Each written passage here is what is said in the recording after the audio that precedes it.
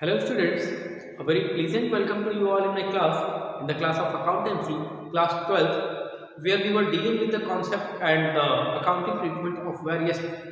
transactions related to the financial issues of the organization. And dealing that, we have discussed widely and briefly the various concepts related to the term 2 syllabus, where we have the concept of debenture, and apart of that we have also tried to know that how the transaction and treatment related to the debenture are made in the books of account. And apart of the transaction and treatment of the debenture, we have also discussed the concept and accounting treatment of not-profit organization, where we came to know that what are not-profit organization, how it works, and how the various functions in that such type of organization are recorded in books of account. And apart of that, we have also discussed the various stages, conditions, and transaction in the case of dissolution of partnership firm, and also came to know that how the various transactions in such cases are recorded. Continuing the same topic and revising the concept of the term 2 syllabus, we will today start a very fresh topic and a very new chapter, and try to revise whatever the concept has been discussed before you, that is financial statement analysis. A very important, a very significant, very marks gaining chapter, and a very interesting chapter of this term 2 syllabus of part B accountancy, where we have to know that what is the financial statement of company, how prepares, what is the financial statement format, and how it will be prepared by the accountant of the company as per the law of the 2013. And through the financial statement, we will also came to know that how it will works while framing the plan of the organization for the future purpose. Future में organisation हमारी planning activities के लिए जो भी planning करती है, उसके लिए हम किस तरीके से इस फाइनेंशियल स्टेटमेंट को एज अ वेपन यूज कर सकते हैं, इसको किस तरीके से उसकी एनालिसिस कर सकते हैं, ये सारी बातें हम आज इस चैप्टर में जानने की कोशिश करेंगे। फाइनेंशियल स्टेटमेंट एनालिसिस क्या होती है, क्या टूल्स होते हैं फाइनेंशियल स्टेटमेंट के एनालिसिस के, क्या सिग्निफिकेंसेस होते हैं, इन सारी बातों को जानने की कोशिश करेंगे। So let us come to know that what is financial statement analysis. A very important and a very interesting topic, that is financial statement analysis। अगर हम बात करें फाइनेंशियल स्टेटमेंट एनालिसिस की, तो ये as we can see that this is made of 3 words, that is financial statement and analysis। The word financial refers to anything related to finance, and statement means a document containing information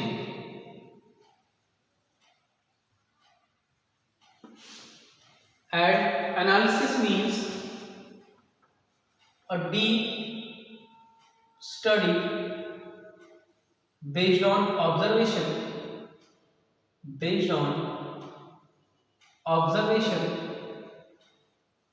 or comparison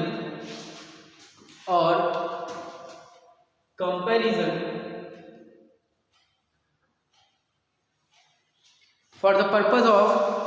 identifying and extracting the hidden information in that particular information, that we can say that analysis is a deep study based on observation or the comparison to extract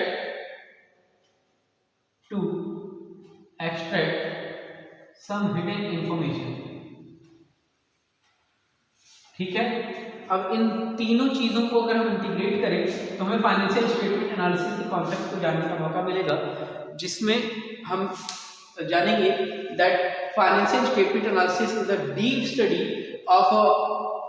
document which contains some information related to the finance or financial act related to the finance of the organisation के finance से related जो भी information है जिस document पे उसे mention किया गया है, अगर उस डॉक्यूमेंट की हम डीप स्टडी करें, ऑब्जर्वेशन की करें या उसका कंपैरिजन करें ताकि उसकी जो हिडन इंफॉर्मेशन है वो एक्सट्रैक्ट आउट हो जाए, तो इसे हम फाइनेंशियल स्टेटमेंट एनालिसिस कहते हैं। ठीक है, financial statement analysis is a deep study based on the observation और the comparison of document which contains some information related to the finance of a organization for a particular time period or for a particular point of time. So that is known as financial statement analysis. So therefore we can say that a deep study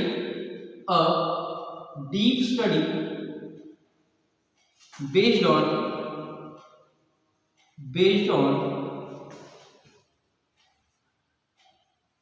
information, based on observation, actually based on observation or comparison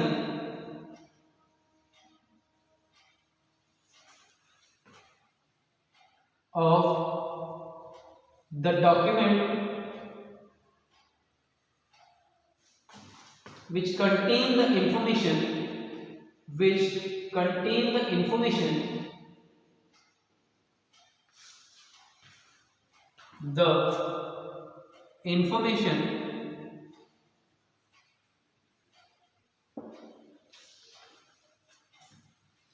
which contain the information of finance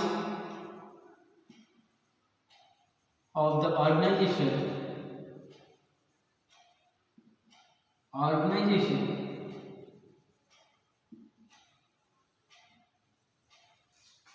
of the organization for a point of time, for a point or period of time, then it is known as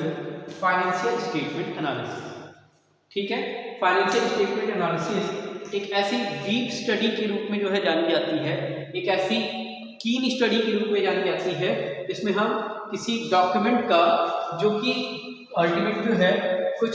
financial information जो है contain करता है, उसकी observation करते हैं या उसकी comparison करते हैं ताकि ऑर्गेनाइजेशन में एक particular time, point of time या एक पर्टिकुलर पीरियड ऑफ टाइम के लिए जो भी ट्रांजैक्शन एग्जिस्ट किए हैं उन ट्रांजैक्शन से क्या हिडन इंफॉर्मेशन निकल के आती है उसको फाइंड आउट किया जा सके, उसको एक्सट्रैक्ट किया जा सके। तो ऐसी कंडीशन में कह सकते हैं we are making some analysis of financial statement. So this was the concept of financial statement analysis. As we can see that the deep study of the observation or a deep study on observation, deep study based on observation or comparison of some document that contains the information of finance of the organization for the point of time or a period of time to extract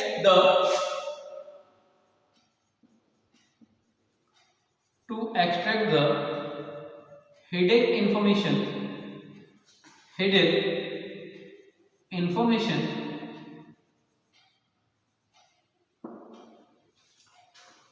of the organization. So in that case we could say that the financial statement analysis are going to be performed. To extract this hidden information for the purpose of identifying this hidden information, various kinds of analysis are made. So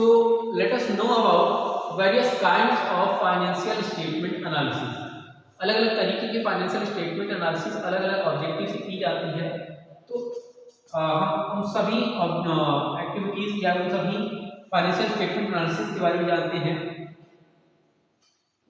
विच में pointed as under like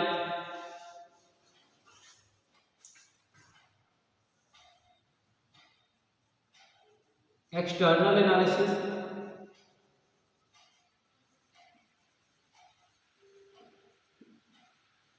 like internal analysis,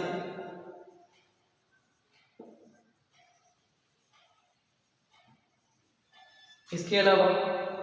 हम बात करते हैं horizontal analysis की,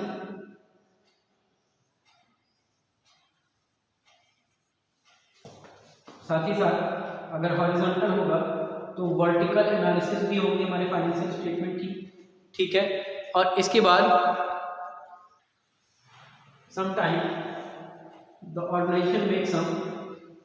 interpersonal और interfirm analysis और sometime it also perform the intrafirm analysis.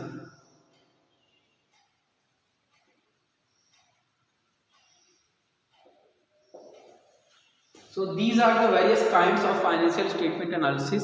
that took place in an organization and that ultimately conducted in the during the financial statement analysis. Let us talk about all these one by one and try to know that what the actual objective of these financial statement analysis took place behind that. So अगर हम बात करें सबसे पहले external analysis of financial statement की, it could be said that the analysis by the external parties who are known as outsider means जो हमारी company के आउटसाइडर मेंबर हैं और एक्सटर्नली रिलेटेड हैं, उनके थ्रू अगर हम ऑर्गेनाइजेशन में फाइनेंशियल स्टेटमेंट की एनालिसिस करते हैं तो इसे हम एक्सटर्नल फाइनेंशियल एनालिसिस कहते हैं। यानी वो लोग जो हमारी ऑर्गेनाइजेशन से एक्सटर्नली रिलेटेड हैं, external member of the organisation, when the external member of the organization perform the analysis of the financial statement, it is known as external analysis of the financial statement। लेकिन अगर इसी का opposite अगर हमारे firm के internal member जो है किसी फाइनेंशियल स्टेटमेंट की एनालिसिस के पार्ट बने, यानी फर्म के इंटरनल मेंबर हमारी ऑर्गेनाइजेशन की फाइनेंशियल स्टेटमेंट की एनालिसिस करें तो इसे हम इंटरनल एनालिसिस भी बोलेंगे। समटाइम किसी कंपनी का जो एम्प्लॉय है या कंपनी के जो मैनेजमेंट है वो फाइनेंशियल स्टेटमेंट की एनालिसिस करते हैं तो it is known as financial statement analysis. इसी तरीके से अगर हम हॉरिजॉन्टल की बात करें तो एक कंपनी के एक फिगर का दूसरे फिगर्स के साथ जो है कंपैरिजन अगर करें हम एक साल के फिगर का या सपोज प्रीवियस ईयर के फिगर का करंट ईयर के फिगर के साथ कंपैरिजन करें तो ये जो है एक ही फिगर का सपोज रेवेन्यू फ्रॉम ऑपरेशन, एक ही ईयर के फिगर का जो है कंपैरिजन अगर हम करते हैं तो it means the horizontal analysis, ठीक है। हॉरिजॉन्टल एनालिसिस में एक ही फिगर को अलग अलग ईयर के बेसिस पे कंपेराइज किया जाता है, उसकी कंपैरिजन की जाती है, जिससे हम लोग कंपैरेटिव स्टेटमेंट बनाते हैं। तो ऐसी कंडीशन में जब एक फिगर का अलग अलग ईयर के बेसिस पे कंपैरिजन करते हैं तो उसे हम हॉरिजॉन्टल एनालिसिस बोलते हैं। लेकिन अगर एक ही फिगर का उसी साल के किसी पर्टिकुलर अदर फिगर के साथ कंपैरिजन करते हैं तो इसे हम वर्टिकल एनालिसिस बोलते हैं, जैसे कि हम कॉमन साइज स्टेटमेंट में करते हैं। Suppose we are making the revenue from operation, comparison of revenue from other revenue from the revenue from operation, from the revenue from operation, ठीक है। तो अल्टीमेटली जो रेवेन्यू फ्रॉम ऑपरेशन है वो किसी अदर फैक्टर की जो उसी वर्टिकल मैनर में जो है बनाया जा रहा है उसके साथ कंपेयर कर रहा है। तो यहाँ पे वर्टिकल एनालिसिस एग्जिस्ट करेगा जब हम अपनी वर्टिकली रिटेन इंफॉर्मेशन को एनालाइज करते हैं, एक दूसरे के साथ कंपेयर करते हैं। जब इंफॉर्मेशन को हॉरिजॉन्टली जो है कंपेयर किया जाएगा तो उसे हॉरिजॉन्टल एनालिसिस बोलेंगे, और जब कंपैरिजन को वर्टिकली किया जाएगा, वर्टिकल इंफॉर्मेशन को एक दूसरे के साथ कंपेयर किया जाएगा तो ये होगी वर्टिकल एनालिसिस। इसके अलावा अगर हम इंटरफर्म एनालिसिस की बात करें तो अगर फर्म एक वैल्यू से की दूसरी वैल्यू के साथ कंपैरिजन करे, उसकी एनालिसिस करे तो ये हमारी फर्म की ये हमारी जो है ये जो है इंट्रा फर्म कहलाएगी, सॉरी ये जो है इंट्रा फर्म कहलाएगी। और अगर फर्म जो है एक फर्म दूसरे फर्म के फाइनेंशियल स्टेटमेंट से एनालिसिस करेगी तो उसे हम इंटर फर्म एनालिसिस बोलेंगे, यानी द एनालिसिस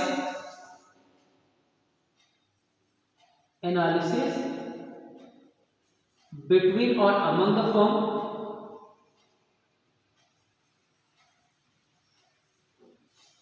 ठीक है, फाइनेंशियल और एक फाइनेंशियल ऑर्गेनाइजेशन की दूसरी फाइनेंशियल ऑर्गेनाइजेशन की इसके साथ, या एक बिजनेस इंस्टीट्यूशन की दूसरी बिजनेस इंस्टीट्यूशन के साथ अगर हम फाइनेंशियल स्टेटमेंट एनालिसिस करते हैं तो that is internal form analysis. और अगर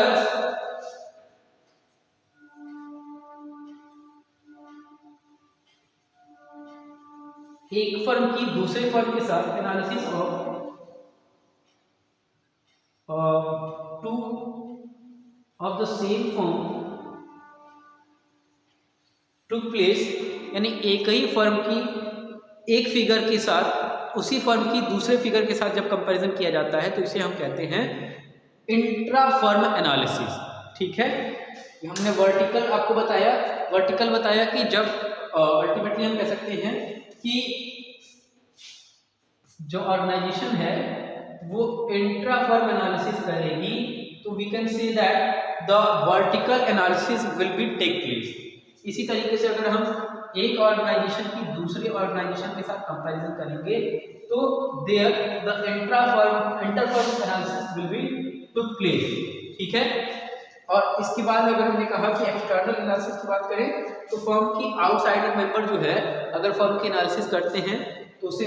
एक्सटर्नल एनालिसिस कहते हैं, और फाइनेंशियल स्टेटमेंट की एनालिसिस अगर फर्म के इंटरनल मेंबर करते हैं तो इसे इंटरनल एनालिसिस बोला जाता है। So let us find out the various significances and the tool of financial statement analysis and try to know the various techniques and method through which such analysis are based। यानी हम जानेंगे कि financial statement analysis कैसे होती है, किस technique का, किस मेथड का, किस तरीके का यूज़ किया जाता है ताकि हम फाइनेंशियल स्टेटमेंट एनालिसिस की हेल्प से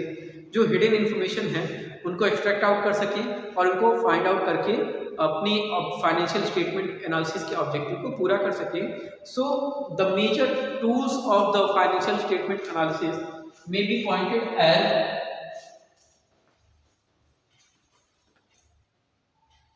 द कैश फ्लो स्टेटमेंट। सबसे पहले हम जो कॉमन एग्जांपल हैं उनकी बात अगर कर लें तो कंपैरेटिव स्टेटमेंट एनालिसिस की बात करें जहां पे हम जिसको हम एक्सटर्नल एनालिसिस या हॉरिजॉन्टल एनालिसिस भी बोलते हैं। ठीक है, इसके बाद इसी तरीके का एक और जो है उसका है हमारा analysis tool that is common size statement. और साथ ही साथ हम हमारे ट्वेल्थ के कुछ और करिकुलम बेस्ड जो है एनालिसिस टूल की बात करेंगे, जैसे कैश फ्लो स्टेटमेंट की बात करेंगे हम। इससे पहले के टर्म 1 में हमने एक टूल की हेल्प ली थी that was ratio analysis. It also help us to find out some hidden information of the financial statement. इसके अलावा अगर हम बात करें कुछ अदर फैक्टर्स की that are not available in our syllabus, so that are trend analysis, fund flow analysis,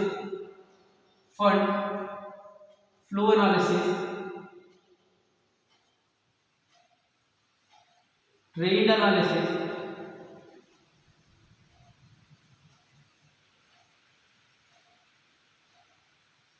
and so many more. Whatever the information or the situation take place, we will do the comparison on the basis of that.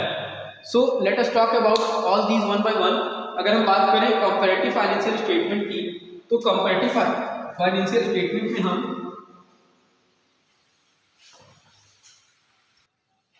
बात करें अगर comparative statement की, जिसमें हमने कहा कि comparative statement जो है ये एक हॉरिजॉन्टल मोड ऑफ एनालिसिस होती है, हॉरिजॉन्टल मोड ऑफ एनालिसिस होती है, जिसमें फर्म के एक्सटर्नल पार्टी के एक्सटर्नल रिसोर्सेज से जो इंफॉर्मेशन है उसको एनालाइज किया जाता है। और ये जो एनालिसिस होती है ये इंटर फर्म एनालिसिस होती है, यानी एक फर्म की दूसरे फर्म की फाइनेंशियल स्टेटमेंट के साथ कंपैरिजन किया जाता है और उसकी एनालिसिस की जाती है, एनालिसिस की जाती है। So this is about the comparative statement analysis. Comparative statement analysis एक ऐसा फाइनेंशियल स्टेटमेंट एनालिसिस का टूल होता है जहां हम फाइनेंशियल स्टेटमेंट के इंफॉर्मेशन को, एक इंफॉर्मेशन को दूसरे उसी इंफॉर्मेशन के किसी अदर ईयर फिगर से या किसी अदर फर्म के फिगर के साथ कंपेयर करके एनालाइज करते हैं और जानने की कोशिश करते हैं व्हाट इज द चेंज और what is the trend of change. ये जितने भी टूल हैं, I would like to recall you that the tools are the instrument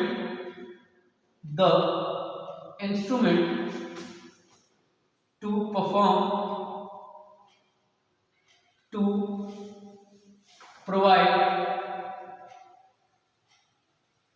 smooth functioning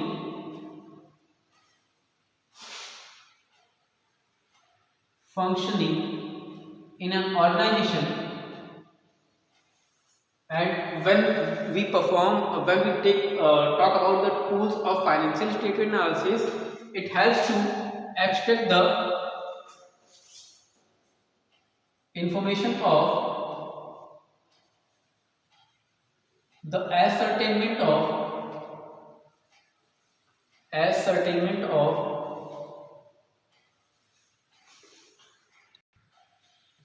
change and trend of change in financial statement,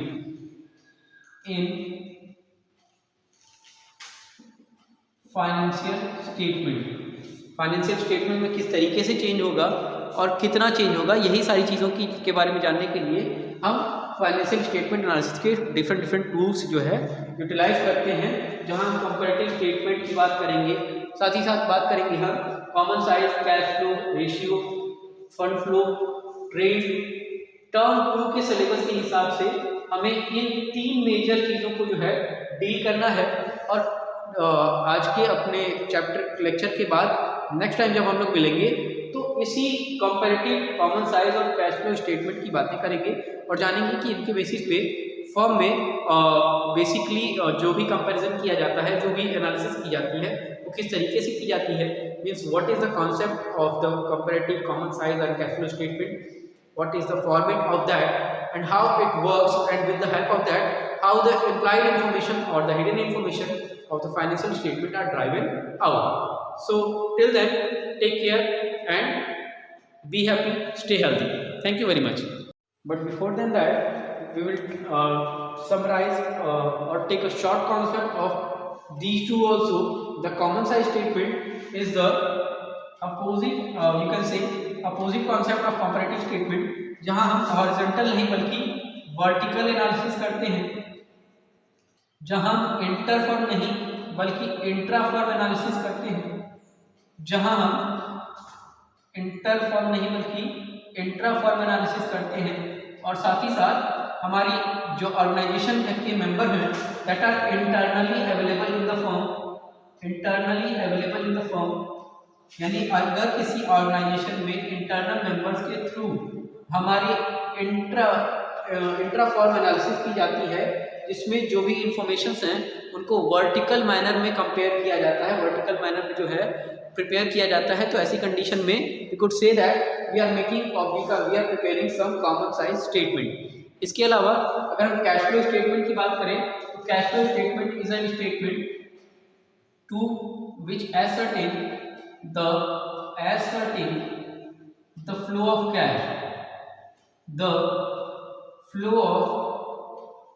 cash, तो ऐसी condition में हम कह सकते हैं कि ये जो है कैश फ्लो को मेजर करने या कैश फ्लो को एसर्टेन करने के लिए या कैश के फ्लो को एसर्टेन करने के लिए ये जो है टूल अडॉप्ट किया जाता है, यूटिलाइज किया जाता है। ये 3 मेजर टॉपिक जो है हमें टर्म 2 में पढ़ने हैं और these are marks gaining topic and chapter. So try to know and try to assess and learn these chapter very carefully and in a very significant manner। अब इसके बाद जो है अपने अगले लेक्चर्स में हम लोग जो है इनकी 1 by 1 टॉपिक डिस्कशन करेंगे और जानेंगे किस तरीके से इसकी एनालिसिस की जाती है। So till then take care and goodbye. Thank you very much.